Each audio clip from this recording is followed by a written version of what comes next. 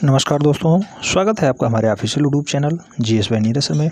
जैसा कि आर का पेपर हट गया है, ठीक है, हटा गया है, 7 दिन एक्सपोन हुआ है। अब जाके 20 सितंबर को होगा, तो 20 सितंबर को हम लोग टारगेट रखते हुए आर की 2016 वाली वैकेंसी की तैयारी स्टार्ट करते हैं। जिसमें से आज हम लोग मुख्यतः देखेंगे GS का पोर्शन, जिसमें करंट अफेयर्स होगा, ठीक है। तो CA हम लोग देखेंगे आज। करंट अफेयर्स में सबसे पहले देखेंगे भारत में लॉकडाउन, देन असम और विशाखापट्टनम जो गैस रहा हुआ है उसे भी देखेंगे। साथ ही साथ प्रमुख प्राकृतिक आपदाएं देखेंगे, प्रमुख सम्मेलन और बैठक देखेंगे केंद्र और राज्य दोनों की, ठीक है। उसके बाद 2020 को प्रमुख विषय के रूप में प्रेषित किया जा रहा है वर्ष को, उसे हम लोग देखेंगे। और साथ ही साथ जो भारत सरकार के आगामी लक्ष्य हैं उसे हम लोग देखेंगे। जिन बंदों ने BEO का पेपर दिया होगा, ब्लॉक एजुकेशन ऑफिसर, उन्हें पता होगा कितने क्वेश्चंस यहाँ से आए थे। 4 से 5 प्रश्न सीधे सीधे पूछ लिए गए थे। तो अब नेक्स्ट एग्जाम है आर कई बार पोस्टपोन हुआ है एग्जाम, इसलिए लॉकडाउन से भी प्रश्न पूछा जा सकता है। आज हम लोग लॉकडाउन के बारे में देखेंगे। अगर बात करते हैं भारत में लॉकडाउन, तो सबसे पहले जो लॉकडाउन 1 की घोषणा हुई थी वो हुई थी 25 मार्च से 14 अप्रैल के मध्य। 25 मार्च से 14 अप्रैल के मध्य PM मोदी ने इसकी घोषणा की थी, यानी घोषणाकर्ता इंपॉर्टेंट है। देन अगर बात करते हैं लॉकडाउन सेकंड की, तो ये 15 अप्रैल से 2 मई के मध्य चला था। इसे भी PM मोदी द्वारा ही घोषित किया गया था। देन अगर बात करते हैं लॉकडाउन थर्ड की, तो लॉकडाउन तीसरा जो लगा था वो 3 मई से 17 मई के मध्य लगा था, और इसे गृह मंत्रालय ने नोटिस जारी करके लॉकडाउन थर्ड नाम दिया था। अगर बात करते हैं लॉकडाउन 4 की, तो लॉकडाउन 4 ये 18 मई से 31 मई के मध्य चला था। इसे भी गृह मंत्रालय ने स्वीकृति दी थी नोटिस के थ्रू। लॉकडाउन 5 जो हुआ था 1 जून से 30 जून के मध्य, इसमें गृह मंत्रालय पार्टिसिपेट कर रहा था, उसने ही नोटिस दिया था, उसी के थ्रू लॉकडाउन 5 की घोषणा हुई थी। देन 1 जुलाई से अनलॉक की घोषणाएं हुई, अनलॉक 1, अनलॉक 2, अनलॉक 3 ये चल रहा है। अनलॉक का माध्यम अभी भी जारी है। ये कोविड-19 के तहत ये सारे प्रकरण हुए हैं, lockdown 1, lockdown 2, lockdown 3, lockdown 4, lockdown 5। ये सारे तथ्य कोरोना को कंट्रोल करने के लिए उठाए गए थे कदम, जिसमें बहुत हद तक तो फ़ायदा नहीं मिल पाया, मैं ऐसा नहीं कह सकता, लेकिन हाँ कुछ प्रभाव जरूर दिखा है। अब अगर हम लोग बात करते हैं भारत सरकार के आगामी लक्ष्य के, तो आगामी लक्ष्य बहुत इंपॉर्टेंट है, कई बार एग्जाम में पूछा जा चुका है। आइए हम बताते हैं कौन सा मोस्ट इंपॉर्टेंट है।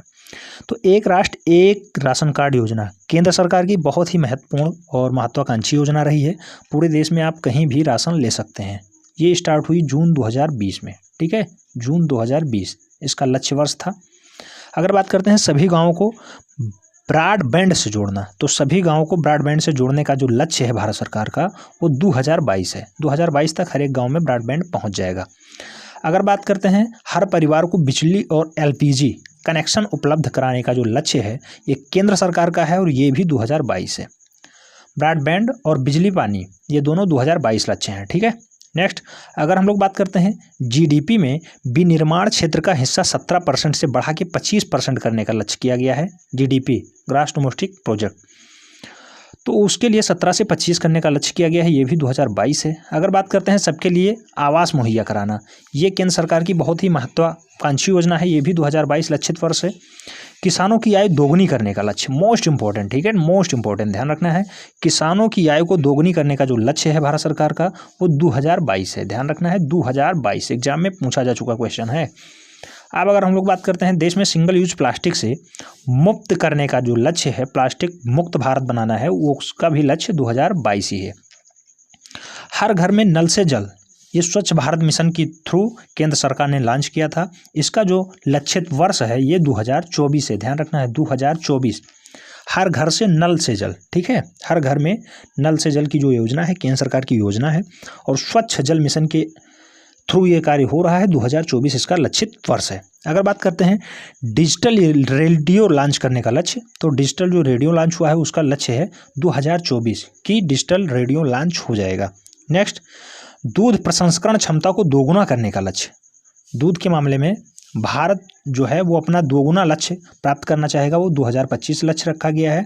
और जो विश्व की तीसरी अर्थव्यवस्था बनने का दावा किया गया था सेंट्रल गवर्नमेंट के थ्रू, उसका लक्ष्य 2025 है। ये BEO एग्जाम में पूछा गया है। BEO जो भी 16 अगस्त को पेपर हुआ उसमें तीसरी अर्थव्यवस्था का लक्ष्य जो निर्धारित करने का था क्या था, तो 2025 था। ठीक है, लोग कंफ्यूज करके 2024 भी लगा के आए हैं, 2025 इसका राइट आंसर है। अब बात करते हैं टीबी मुक्त भारत बनाने का, तो इसका सपना है 2025। ठीक है, टीबी मुक्त भारत बनाने का सपना 2025 में देखा गया। अगर बात करते हैं बजट की, तो बजट 2021 के तहत 100 नए एयरपोर्ट बनाने का लक्ष्य, जो 100 नए एयरपोर्ट बनाए जाएंगे उसका भी लक्ष्य 2025 ही है। टीबी मुक्त भारत बनाना 2025 है। तीसरी अर्थव्यवस्था बनाना 2025 है। अगर बात करते हैं मवेशियों में फुट और माउथ रोग को जो ख़त्म करने का लक्ष्य निर्धारित किया गया है वो भी 2025 ही है। अब हम लोग आगे बढ़ते हैं और भारत को 5 ट्रिलियन इकोनॉमी बनाने के लिए ये क्वेश्चन पूछा जा चुका है, इसका भी लक्ष्य जो है वो 2025 है। भारत 5 ट्रिलियन इकोनॉमी कंडक्ट करने का जो लक्ष्य है वो 2025 है। नेक्स्ट, कुल वाहनों में 30% इलेक्ट्रिक वाहन करने का जो लक्ष्य है, 30% इलेक्ट्रिक वाहन, वो 2030 लक्ष्य रखा गया है, यानी अभी 10 साल बाद। ठीक है, 30% जो मोटर व्हीकल हैं वो हो जाएंगे इलेक्ट्रिक में। अब अगर बात करते हैं मलेरिया उन्मूलन की, तो मलेरिया उन्मूलन में जो भारत सरकार ने अपना डाटा जारी किया है, मलेरिया को जड़ से ख़त्म कर पाएगा 2030 में। 2030 उसका लक्षित वर्ष है कि मलेरिया मुक्त भारत हो जाएगा। ठीक है, तो ये सारे क्वेश्चंस पूछे जा चुके हैं। 5 ट्रिलियन इकोनॉमी 2025 है। इलेक्ट्रिक वाहनों को 30% लक्षित करने का वर्ष है 2030। पूर्ण रूप से मलेरिया उन्मूलन खत्म करने का जो लक्ष्य है वो भी 2030 ही है। अब अगर हम लोग बात करते हैं तो 2020 को किस रूप में मनाने की घोषणा की गई, तो अगर बात करते हैं 2020 की, तो राज्य संगठन या देश एक साइड में है और घोषित विषय एक साइड में है। अगर बात करते हैं हरियाणा गवर्नमेंट की, तो इसने कहा है सुशासन संकल्प वर्ष के रूप में हम मनाएंगे 2020 को। सुशासन संकल्प वर्ष के रूप में मनाएंगे 2020 को। ये है मनोहर लाल खट्टर की गवर्नमेंट, इन्होंने दावा किया है। अगर बात करते हैं विश्व स्वास्थ्य संगठन WHO ने क्या कहा है, तो ये नर्सों की देखभाल के लिए अंतर्राष्ट्रीय वर्ष मना रहा है 2020 को। ठीक है, WHO ने कहा है नर्सों की देखभाल के लिए अंतर्राष्ट्रीय वर्ष है 2020। अब संयुक्त राष्ट्र महासभा द्वारा अगर हम लोग बात करते हैं UNO की, तो संयुक्त राष्ट्र महासभा द्वारा जो डाटा जारी किया गया उसमें कहा गया है पौधों की देखभाल के लिए अंतर्राष्ट्रीय वर्ष है 2020। ठीक है, जबकि तेलंगाना गवर्नमेंट इसे कृत्रिम बुद्धिमत्ता वर्ष के रूप में मना रही है। 2020 को कृत्रिम बुद्धिमत्ता वर्ष के रूप में मना रही है तेलंगाना गवर्नमेंट। अगर चैनल के साथ पहली बार जुड़ रहे हैं तो चैनल को सब्सक्राइब कर लें, बेल आइकन को प्रेस कर लें, जिससे कि नोटिफिकेशन आपको टाइम से मिलती रहे और आप चैनल का भरपूर लाभ ले सकें। अगर वीडियो पसंद आए तो फ्रेंड्स में जरूर शेयर करिएगा और एक लाइक जरूर ठोक दीजिएगा। अब हम लोग बात करते हैं सम्मेलन और बैठक की। सम्मेलन और बैठक में अगर बात करते हैं तो सबसे पहला सम्मेलन देखेंगे वर्चुअल ग्लोबल वैक्सीन समिट 2020। तो वर्चुअल ग्लोबल वैक्सीन समिट 2020 जो है वो वीडियो कॉन्फ्रेंसिंग के माध्यम से ब्रिटेन की मेज़बानी में हुआ और ये 4 जून 2020 को आयोजित हो गया है। तो किसकी मेज़बानी में हुआ? ब्रिटेन की मेज़बानी में। ठीक है, वर्चुअल ग्लोबल वैक्सीन समिट 2020 ये कोरोना से संबंधित है। नेक्स्ट अगर हम लोग बात करते हैं तो सेना के कमांडरों का सम्मेलन 2020 ये कहाँ हुआ है? तो ये न्यू दिल्ली में होगा। सेना से संबंधित कोई भी मामला होगा तो लगभग न्यू दिल्ली में होगा, क्योंकि तीनों सेनाओं का मुख्यालय कहाँ पे है? न्यू दिल्ली है। तो ये न्यू दिल्ली में 27 से 29 मई 2020 को आयोजित इस सम्मेलन का वर्तमान समय सुरक्षा सीमा पर विचार विमर्श किया गया। तो सेना का जो कमांडरों का सम्मेलन हुआ है 2020 ये न्यू दिल्ली में हुआ। अब हम लोग बात करते हैं G20 जो कृषि मंत्रियों की असाधारण बैठक हुई है। तो G20 देशों में जो कृषि मंत्री हैं उनको वीडियो कॉन्फ्रेंसिंग के माध्यम से 21 अप्रैल 2020 को सऊदी अरब में पर्यावरण, जल और कृषि मंत्री अब्दुल रहमान अल फाजली की अध्यक्षता में संपन्न हुआ है G20 देशों की कृषि मंत्रियों की बैठक। अब हम लोग बात करना चाहेंगे सागरमाथा संवाद की।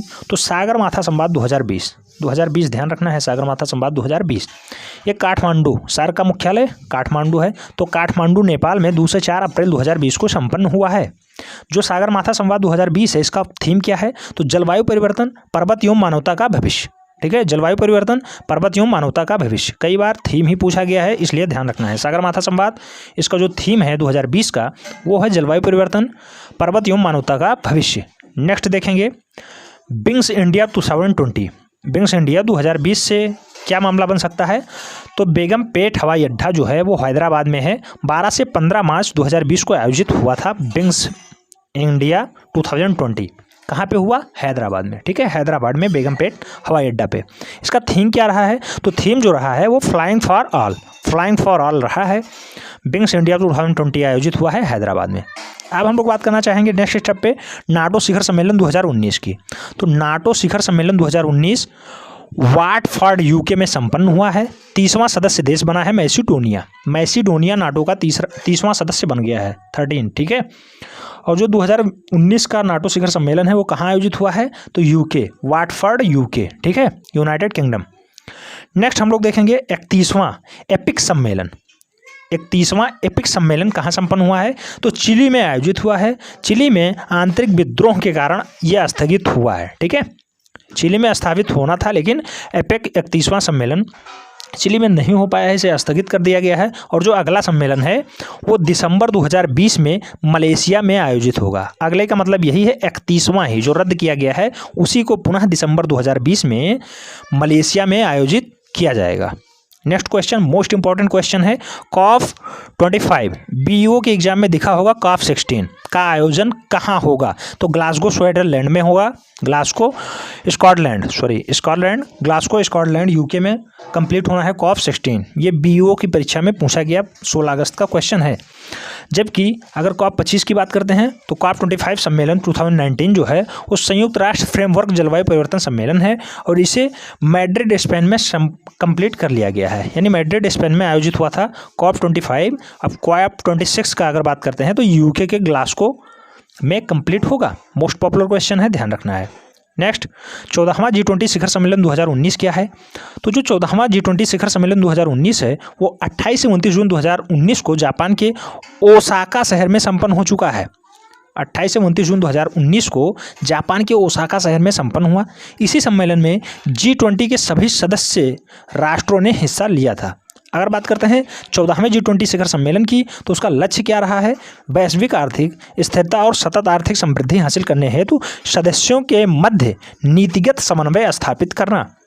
इसमें कहा जा रहा है आर्थिक जो वैश्विक आर्थिक स्थिरता है और सतत आर्थिक वृद्धि है दोनों को हासिल करने के लिए समन्वय स्थापित किया जाएगा G20 शिखर सम्मेलन के थ्रू। 2019 का है, जापान के ओसाका में कंप्लीट हो चुका है। नेक्स्ट 29वां अबू धाबी अंतर्राष्ट्रीय पुस्तक मेला, अंतर्राष्ट्रीय जुड़ा हुआ है इसलिए ये संयुक्त अरब अमीरात हो जाएगा। अगर भारत का पूछा जाता तो न्यू दिल्ली में संपन्न हुआ है। तो 29वां अबू धाबी अंतर्राष्ट्रीय पुस्तक मेला तो ये 24 से 30 अप्रैल 2019 के मध्य संयुक्त अरब अमीरात में कंप्लीट हुआ। इस मेले में भारत को गेस्ट ऑफ ऑनर के रूप में प्रेषित किया गया। गेस्ट ऑफ ऑनर के रूप में 29वें अबू धाबी अंतर्राष्ट्रीय पुस्तक मेले में भारत को प्रेषित किया गया है। नेक्स्ट बात करते हैं डोनाल्ड ट्रंप और किम जोंग उन के बीच दूसरी बैठक हुई है। डोनाल्ड ट्रंप जो कि अमेरिका के राष्ट्रपति हैं, किम जोंग उन को आप लोग जानते हैं, अच्छा तनासा है। तो इसे हनोई वियतनाम में सेकेंड राउंड बैठक हुई है, ठीक है। तो 27-28 फरवरी 2019 को हनोई वियतनाम में ट्रंप और किम जोंग उन के मध्य दूसरी बैठक संपन्न हो चुकी है।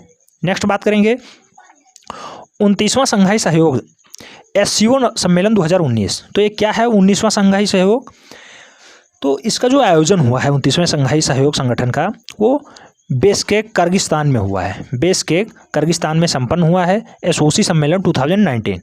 जो 20वां सम्मेलन है वो कहाँ आयोजित होगा, तो संघाई का जो सहयोग संगठन है वो सेंट पीटर्सबर्ग में अपना 20वां सम्मेलन आयोजित कराएगा। सेंट पीटर्सबर्ग कहाँ पड़ता है, तो ये रूस में पड़ता है, ठीक है। 2020 में सम्मेलन कंप्लीट होना है। नेक्स्ट अगर हम लोग बात करते हैं 18वां नेम शिखर सम्मेलन, तो 18वां जो नाम शिखर सम्मेलन है 2019 इसका जो आयोजक स्थल था वो अजरबैजान के बाकू शहर में था, ठीक है, बाकू अजरबैजान। स्थापना की अगर बात करते हैं नेम की स्थापना कब हुई थी, तो 11 सितंबर 1961 को कंप्लीट हो गया था। वर्तमान में 12 सदस्य हैं नेम में, ठीक है। और 18वें क्रम का जो शिखर सम्मेलन है वो अजरबैजान के बाकू शहर में कंप्लीट हुआ है।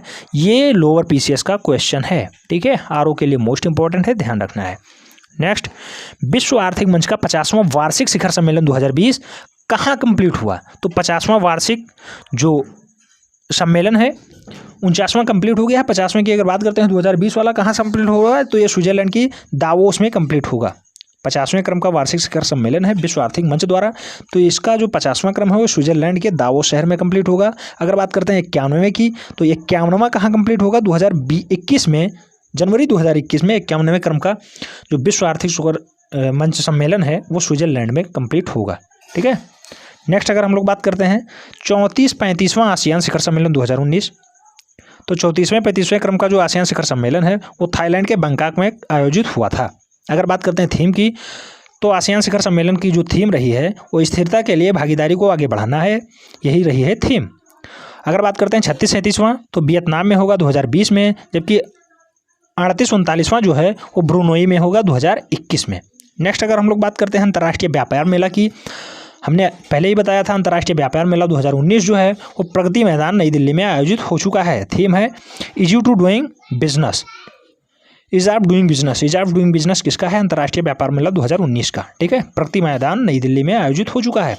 अगर बात करते हैं अंतर्राष्ट्रीय पुस्तक मेला 2019 की, तो ये शारजाह में आयोजित हुआ है। इसका थीम क्या है? Open books open minded, open books open minds, ठीक है। नेक्स्ट अगर हम लोग बात करते हैं ब्रिक्स का 11वां शिखर सम्मेलन कहाँ संपन्न हुआ है, तो ब्राजील की राजधानी है ब्राजीलिया, उसमें संपन्न हुआ है 11वें क्रम का ब्रिक्स का शिखर सम्मेलन। थीम रही है एक अभिनव भविष्य के लिए एक आर्थिक विकास, और 12वां कहाँ कंप्लीट होगा, तो ये रूस में होगा 2020 में।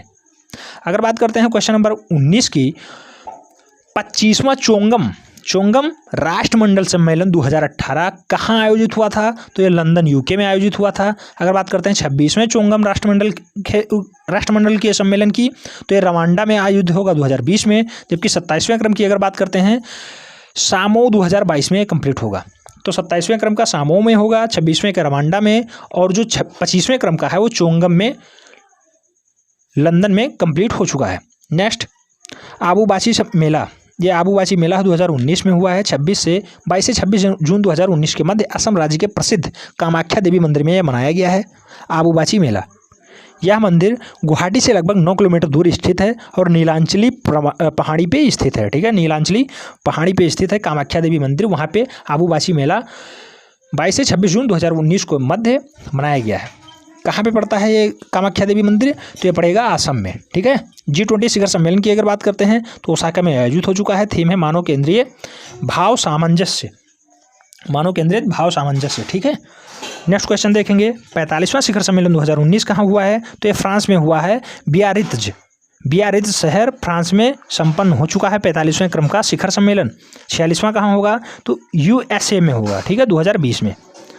विश्व पुस्तक मेला की अगर बात करते हैं, प्रगति मैदान नई दिल्ली हो चुका है। थीम क्या रही है, गांधी द राइटर्स राइटर, ठीक है, गांधी द राइटर्स राइटर इसका थीम है। प्रगति मैदान नई दिल्ली में 2020वें क्रम का पुस्तक मेला कंप्लीट हो चुका है। Def Expo most important question है, डेक्स एक्सपो का आयोजन कहाँ हुआ है, तो ये लखनऊ में हुआ है। इसकी थीम मोस्ट इंपॉर्टेंट है, भारत उभरता हुआ रक्षा विनिर्माण केंद्र, भारत का उभरता हुआ रक्षा विनिर्माण केंद्र, ये लखनऊ में आयोजित हुआ था। डेफ एक्सपो 2020 इसका उद्घाटन प्रेसिडेंट ने किया था, रामनाथ कोविंद ने, ठीक है। नेक्स्ट क्वेश्चन की बात करते हैं, प्रमुख प्राकृतिक आपदाएं, किस देश में किस नाम की प्राकृतिक आपदा आई है, जैसे पाबुक नाम है ये प्राकृतिक आपदा का, तो पाबुक जो है वो आया है थाईलैंड की खाड़ी में, पाबुक आया है थाईलैंड की खाड़ी में। वायु नाम का जो चक्रवात है वो आया है गुजरात में, ठीक है। गुजरात कहाँ पड़ता है, इंडिया में। अगर बात करते हैं हेगी 20 की, तो हेगी 20 नाम का जो चक्रवात आया है वो आया है जापान में, जबकि उस्मान नाम का कहाँ आया है, तो मनीला फिलीपींस में आया है। अगर बात करते हैं डेरियन की, डेरियन नाम का चक्रवात कहाँ आया था, तो ये उत्तरी बहामाउस, ये अमेरिका में पड़ता है, तो डोरियन नाम का चक्रवात आया था। नेक्स्ट बुलबुल की अगर बात करते हैं, बुलबुल बहुत ज़्यादा फेमस रहा है, ममता बनर्जी की गवर्नमेंट है वहाँ पे पश्चिम बंगाल, ठीक है। तो पश्चिम बंगाल को ये बुलबुल प्रभावित किया, साथ ही साथ नवीन पटनायक की गवर्नमेंट है उड़ीसा में, उड़ीसा को भी बहुत ज़्यादा नुकसान पहुँचाया है बुलबुल चक्रवात। अगर बात करते हैं फोनी की, बीच में खूब ज़्यादा चर्चा में रहा है, ये भी उड़ीसा को खूब तबाही देके गया है। अगर बात करते हैं फैक्सई नामक जो चक्रवात आया है वो जापान में आया है, ठीक है, जापान में। अगर बात करते हैं चक्रवात निसर्ग की, तो निसर्ग जो नाम है वो बांग्लादेश द्वारा दिया गया है इस चक्रवात को, बांग्लादेश निसर्ग चक्रवात। ये अरब सागर में खूब तबाही मचाया है, भारत के महाराष्ट्र और गुजरात सर्वाधिक प्रभावित हुए हैं निसर्ग से, ठीक है। नेक्स्ट अम्फान चक्रवात जो है वो, इसका अम्फान नामकरण किसने किया, तो थाईलैंड ने किया है, हाथियों का देश है थाईलैंड, श्वेत हाथियों का देश, ठीक है। और ये पश्चिम बंगाल की खाड़ी में खूब ज़्यादा तहलका मचाया है, इससे बंगाल उड़ीसा और ज़्यादा प्रभावित हुए हैं।